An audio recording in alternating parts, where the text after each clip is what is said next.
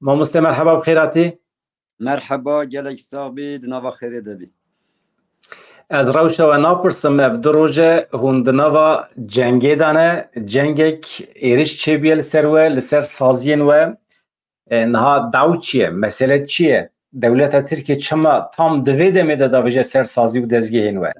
Belê ez jî di serî de we û hemû bînerên me birêzdarî silav dikim. Niha bi rastî te gotinekek gelek xweş bikaranî. Niha ev 100 sal e dewleta Tirk li dijî zimanê Kurdî cengekê dimeşîne. Yani dixwaze zimanê Kurdî tune bike. Taybetî di encama têkuşîna 5 salan de dewleta Tirk baş dît ku êdî nikare bi awayên klasîk zimanê Kurdî tune bihesibîne. Nirxê netewa Kurd tune bihesibîne. Ji ber wê çendê encama vê têkuşînê de ew polîtîka û stratejiya dewleta Tirk ya klasîk têk çû. Ew rêbazên klasîk çine û rêbazên nûjen çine ewa heminek jina hev derxin. Belê bi rastî jî pirseke baş bû. Niha li gel avabûna komara dewleta Tirk piştî salan 1923 yani qirkirinên fîzîkî bigire heta yên çandî li ser Kurdan hatin meşandin. Plana şark îslahatê heye. Yani li gor wê plansaziya wan ji bilî kesên ku Tirkît axivin diviya bû hemû ji holê bên rakirin. Çi ji aliyê fîzîkî be, çi bi riya pişaftin û em bêjin qirkirina çandî be. Piştî salên 2000 di encama têkuşînê de jî, di encama pêşketina teknolojiyê de jî, di encama em bêjin şert û mercên navneteweyî dewleta Tirk mecbûr ma heta astekî em bêjin fermiyeta zagonî da ne lê weke din zimanê Kurdî qebûl bike. Wek ve got televizyon vekirin. Zanîgehan da hinek beş vekirin. Niha dewlet dibêje bi tu awayî ez naxwazim ku bêyî min, bêyî bîrdoziya min, bêyî paradigmaya min, bêyî zagonên min yê bingehîn xebatek bê meşandin. Lê gelê Kurd dixwaze zimanê we bibe xwedî statû. Dixwaze zimanê we bibe zimanê fermî, dixwaze bibe zimanê perwerdehiyê. Dewlet her çi qas heta astekê pêşa zimanê Kurdî veke li gor bîrdoziya xwe verke. Yani dixwaze erê bila ziman Kurdî be lê felsefeya wî zimanî, naberoka wî zimanî ve gotina wî zimanî bila dewlet êdî rast rast nikare înkar bike. Ber wê çendê bivê nevê li gor xwe hinek gava avêje. Dema ku êdî civaka Kurd jî hata asta entegrasyonê dema êdî daxwaza we ya perwerdehiya zimanê Kurdî, statûzekîna zimanê Kurdî, fermîbûna zimanê Kurdî ji holê rabû di nava demê de êdî wan jî hêdî ji holê rake. Yani plansaziyeke bi rastî jî nûjenkiriye. Yani em li vir de dibînin ku rê û rêbazê wan nûjenkirin. Polîtika dewletê qefeskirina zimanê Kurdî ye. Dibêje bila çend nivîskar ji xwe re pêve mijûl bibin, çend akademîsyen pêve mijûl bibin, çend weşanxane bila ew bibin, bez dema gel, dema civak, bê ziman ma, an jî ziman Kurdî bê civak ma, xwe di nava demê de yê bihele biçe yani. Hinekî ba salên dawiyê taybetî wê plana dorpêşkirin, dortankirin, marjinalîzekirin û kriminalîzekirin û em bêjin tecrîdkirinê li ser zimanê Kurd dimeşîn. Yani Kurd mefhem kir ku dewlet tu fayde nade Kurdan. Çiqas destê dewletê tê zimanê wan qedexe dike temam mefhem kir. Kurd dikarin çi bikin? Gelo Kurd bi qasê ku îcab dike li bazarê, di siyasetê de, di ticaretê de, di danûstendinê de her çi dibe li dikanê xwe, nava bajêr, nava gundê xwe bi qasê ku îcab dike Kurdî bikartînin xwedî Kurdî derdikevin gelo mamoste. Belê. Niha eger yani di wê mijarê de em çi qas bi rengekî radîkal xwe rexne bikin hêjîkê me. Niha rast e em dibêjin dewlet êrişê dike, dewlet zextan dike, dewlet dorêl dipêçe lê em niha hinekî jî rastbîn bin. Yani dewlet nakeve mala me, nakeve nava saziyên me, dezgehên me û bi darê zorê ji me re nabêje ku bi Tirkî biaxivin, ku siyaseta xwe bi Tirkî bikin, ku nivîskariya xwe bi Tirkî bikin, rewşenbîriya xwe bi Tirkî bikin. Di vê mijarê de bi salan e em têkoşîneke navxwayî jî didin. Yani niha em tevgereke mezinin em bêjin 40 sala li Bakurê Kurdistanê têkoşîneke bê hempar dimeşînin. Zimanê Kurdî xeta herî sor ya Kurdan e. Xeta herî jor ya Kurdan e. Sîwana Kurdan e. Ji ber wê fikr û raman û bîrdozî û xeta polîtîk ya kîcan Kurdî an jî Kurdê çi be bila bibe teqez dibe zimanê Kurdî bixe nava navenda têkoşîna xwe û hemû Kurd li dor zimanê xwe kom bibin niha bi rastî jî dema zimanê gelekî ji holê rabû ew gel herî zêde du sê nifşa dikare bîjî dixwazî bila xwedî bîrdoziyeke herî mezin herî xurt herî Kurd ya cîhanê be ji ber vê çendê mijara zimanê Kurdî mijareke stratejîk ji boî me Kurdan. Mesela li Avrupayê tu zor û zexta dewleta Tirkiye tune ye ama em rojnameyê xwe bi Tirkî derdixin. Em YouTubeê xwe bi Tirkî çêdikin. Em kanalê xwe televizyonê jî bi Tirkî çêdikin. Belê niha ji min ez bihata me wir jî an hal Avrupayê kê pêşiya bi sadan sazî û dezgehên me yên li wê derê ku bi şev û roj boî gelê Kurd dixebitin kedê didin diwestin jiyana xwe didin girtiye ku li wê derê zimanê Kurdî hîn nebin. Kê pêşiya bi sed hezaran welat parîzên li Avrupayê girtiye ku saziyên zimanê Kurdî venekin ku perwerdehiya navxwayî Kurdî nekin ku Kurdî hîn nebin ku Kurdî hîn nekin ku her sal bi sedan pirtûkên Kurdî çap nekin ku rojnameya Kurdî çap nekin. Ez vê aşkera bêjim kîjan Kurd fikr û ramana wî çi be bila bibe ji bo zimanê xwe bi birayê xwe ra bi xwîşka xwe ra bi hevserokên xwe yên partiyan ra bi şaredarên xwe ra şer bikin ew şer pîroz e. Şerê ji bo zimanê Kurdî pîroz e. Mêze bikin belkî hûn Ewropayê ne hûn rewşêl vê derê zêde nizanibin ez Culemêrgî me. Ez 20 sala berê niha dema diçom Culemêrgê ez vê bê nepixandin dibêjim sadî not û nehê wê bi Kurdî axivîn. Yani ew Culemêrgên ku di kargehên dewletê de jî dixebitin di avahiyên dewletê de jî dixebitin bi rastî li wê derê hemû dîsa di navbera xwe de bi Kurdî axivîn.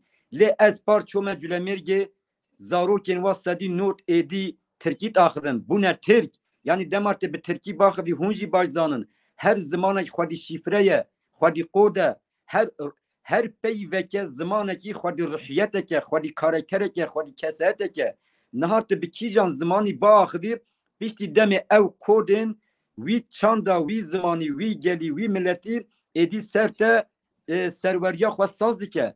Anha eger bi sed hezaran gelê Kurd daketiba kolanan qadan û bi awekî micîd bi awekî domdar û bi awekî afrîner doza perwerdehiya Kurdî kirba statûzekirina Kurdî kirba ferbînbûna Kurdî kirba bawer bikin dewletê bixwasta nexwastiba yê gav biavêta û vê yekê yê pêşî li ber çareseriyeke polîtîk jî vekiribe yani destxistina statûya Kurdî de pêşî li ber destxistina statûya xwe rêvebirinekê jî bianiyan.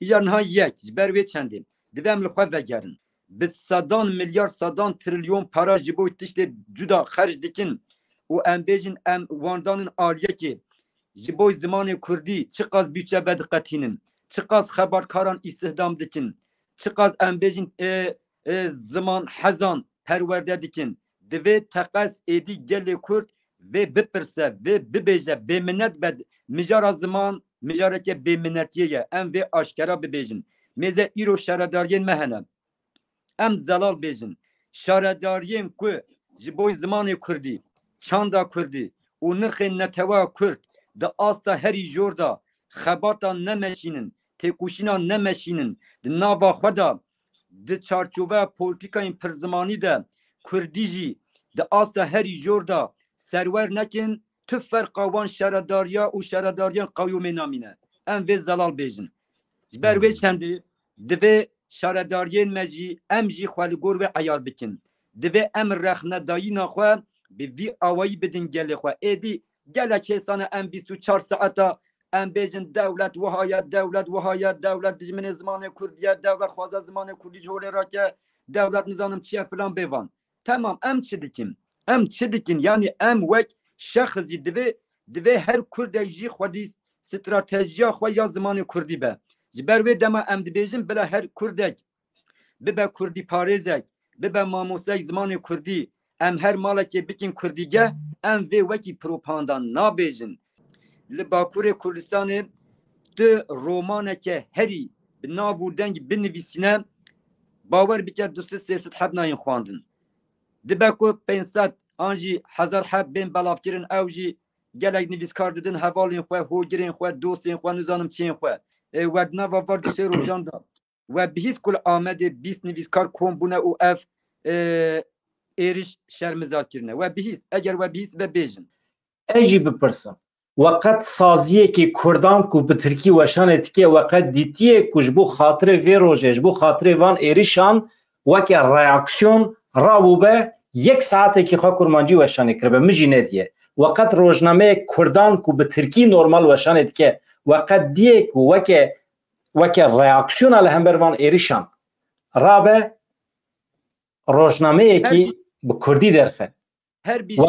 Weqet YouTuberekî dîtiye ku sibê hetayê varê bi Tirkî weşanê dike û hinekî wan jî neteweperwerin qaşo ji bo xatirê van êrişan bila YouTubeekî xwe jî Kurdî çêke.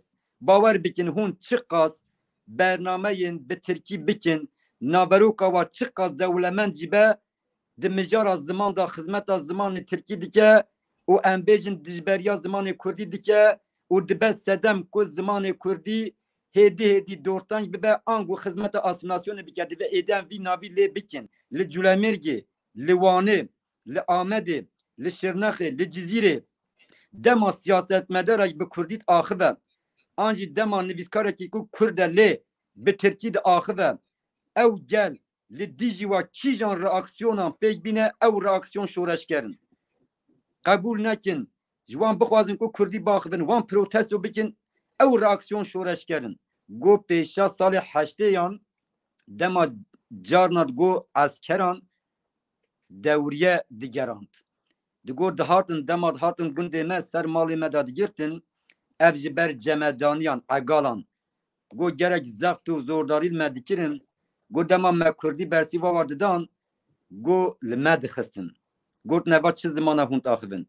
Îcar mêzeke eva trajediyeke kekê bedran. Go dema li kurê xwe dinihêrim yaş me ve ew esker pêşavê min e niha. Go dema kurê min li mala min de ew qas Tirkî taxive Kurdî taxivin bersîva min Kurdî dide ez pêm nakim go kurê min wekî şiklê wa leşkera dide go ez bêjim ev hema wekî neyarê min e. Mêze yanî rewşa me divê em hinekî bi çavekî sosyolojîk derûnî jî binêrin. Anha gelek Kurd ji ber ku zimanê xwe di nava civaka xwe da bi rehetî naxivin bi rastî jî derûniya wa xerab bûye. Mêze li Wanê demek berên hacî bi çend pîremêran min sohbet kir bi çend pîrejînan ya go wallahi go cara em hema me dîn bin go em har dibin go neviyê me gel me Kurdî naxivin go em bêjin eve çi Kurdîtiye eve çi Kurdetiye eve yanî go em şarj dibin yanî go madem go em naxwazin Tirkî jî hîn bibin go xwe piştî vê emirî jî em nikarin hîn bibin ji ber wê esas yên nexweş ew pîremêr û ew pîrejin nînin. Nexweş em nexweş siyaseta me ye nexweş qada me ya rewşenbîriye ye nexweş qada me ya hunermendiye ye ya ku diçe ser dikê stranên xwe bi Kurdî dibêje û pê debara xwe dike lê jiyana wa 24 saetan bi Tirkiye û hêjî 10 pirtûkên Kurdî nexwandine nexweş ewin yanî Tirkî em bêjin asîmîlebûn nexweşiyeke penceşêriya mêtingeriye ye. İşte devlet bizi asimile etti. Nizanım devlete em pişaptın. Derfet tünebun. Sücemenine. Ev edi em şuan nikaşa vejinakin. Devleti tükkes beşa tükkesi ne girtiye ne gotiye hun nikarın biçin saziyen zamanı Kurdi perverdehi bibinin. Hun nikarın ser YouTube Kurdi him bibin. Hun nikarın em bejin nizanım çi bikin. Meze henik vallahi hene rasta. Erişen devleti hatta asteki hene ber armancın duda dor peşkirin heye le gelek vallahi jî hene dibe em wa vallahiya da girin devletê pêşame girtiye ku em bi civînên xwe da di perwerdehiyên xwe da di xebatên xwe yên siyasî da zimanê Kurdî bikarneyînin. Na me girtiye yanî devlet eva encama şerê taybet encameke şerê taybet jî ev e ku kelehên asimilasyonê kelehên pişaptinê قراقولن پشافتنی د مجیه مدا د گیان مدا د هشی مدا د دل مدا آوا کرنه جبر و دبه ام مجبورن ام ایریشیوان قراقولان بکن ام مجبورن ام ایریشیوان کلهان بکن اوان کلهان بهلو وشینن جبر کو ام وان کلهان نهلو وشینن زمان کردی یه دبن زنارین وان کلهان دا حتی چند سالان بهل مهندسه بمینه یعنی دبه همو کرد جشاردارین ما داخوازا خدمت زمان کردی و خدمت بوی زمان کردی دا آسا هری جور دا بخوازن بلا نبیجنش خواه شاردار به یکی زانن ده بکنن بخوازن دف بدن هرن gelekî giring e mamosta tişek û te got tu sazî tu kes dibêj ber rexneyên Kurdî xwe aciz neke. Em dema pêj de ev lijna ziman û çandê ya navendî ya dem partiyê em ê xwe li gelek bajaran jî birêxistin bikin. Dema qesda min dema pêj de menha xistiye rojevê. Mînak bidim em ê vê lijneyê li bajarê Wanê jî ava bikin. Li Culemêrgî jî ava bikin. Li Amedê jî ava bikin. Angu li Kurdistanê li kîjan bajar û navçeyan rêxistinên me yên dem partiyê hebin em ê lijna ziman û çandê li wê derê jî ava bikin. Em ê hewil bidin ew lijneyê çi bikin? Ew lijneyê hewil bidin ku hemû rêveberên me çawa em bêjin perwerdehiya bîrdozî ya polîtîk û perwerdehiyên din dibînin dê perwerdehiya zimanê Kurdî jî bibînin. û bi taybetî jî em ê biçin nava gel. Em ê siyaseta ziman çi ye? Hişmendiya zimanê Kurdî çi ye? Em ê li wê Kurdistanê di nava hemû gel de belav bikin. Helbet ji bilî saziyên me yên ziman. Em ê gelek caran li gel saziyên xwe yên zimanê Kurdî hevpar jî tev bigerin. û armanca me ew e ku em li her bajarekî jî navçeyekî jî saziyên zimanê Kurdî jî bidin ava kirin. Mamoste Heval Dilbihar mala te ava her hebî û carekî dijî em pir bi kêfxweşî dixwazin vê derê te pêşwazî bikin belkî ji bo xwendina helbestan be belkî ji bo dîsa eynî mijarî be û her hebî mala te ava. Mala we avartir Kurdî ava Kurdistan ava